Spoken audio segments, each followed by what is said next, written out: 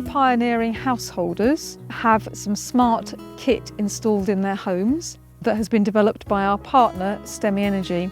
This remotely turns on or turns off the heat pump, the EV charge post, or the immersion heater in response to signals from the grid, which says the grid's really busy, we need people to turn energy technologies off. Householders can offer flex to the grid now, but the problem is the grid is not interested in very small individual household offerings, so collectively BWCE is going to be the aggregator, and in return individual householders will receive a payment from having offered some flexibility, and BWCE will also receive a payment for having acted as that aggregator.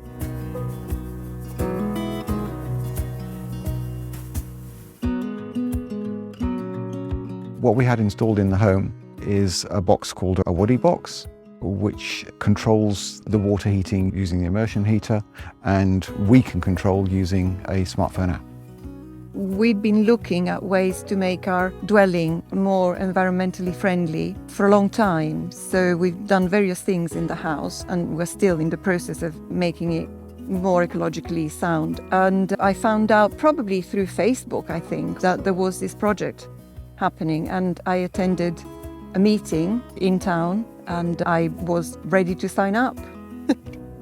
We're forced to use oil here because there is no mains gas, and we've considered solar, but the roofline isn't appropriate for that. And so working with the electricity supply to provide water heating and space heating is the direction that we're going in.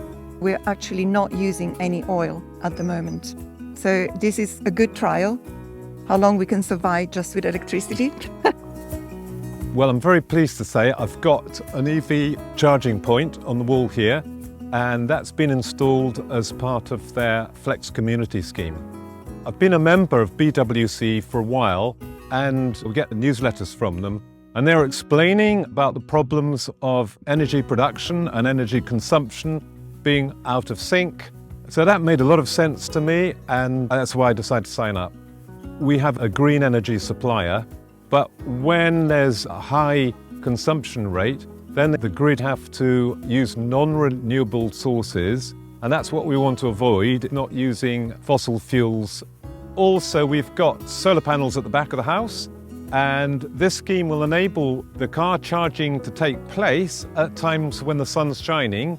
I'm really quite relieved to have this charge point in. It's a safe and efficient way of charging.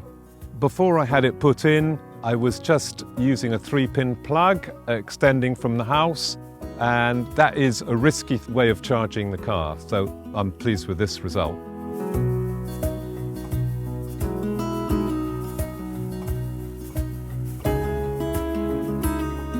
I think we both were impressed with the amount of information we were given.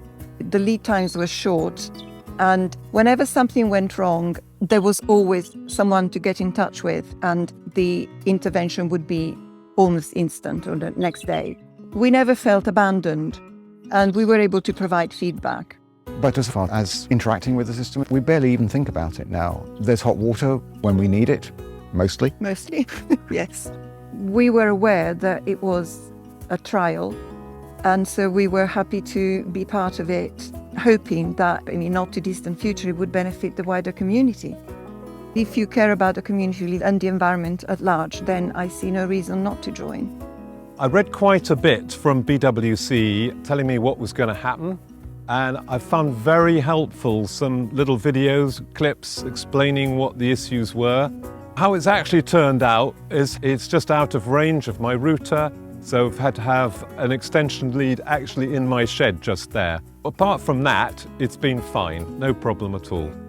I would certainly suggest to anyone else who's interested in this, get on and do it, because it's not difficult and it's a very worthwhile thing to do, I think.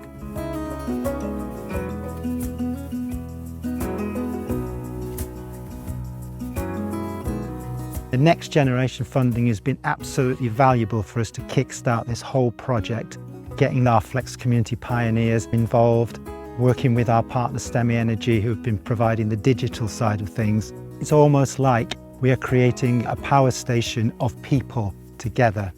We're trying to build a community, encouraging people to change their behaviour, and the benefits, the long term, is that we actually can get more renewables on the grid, which we need for the climate crisis.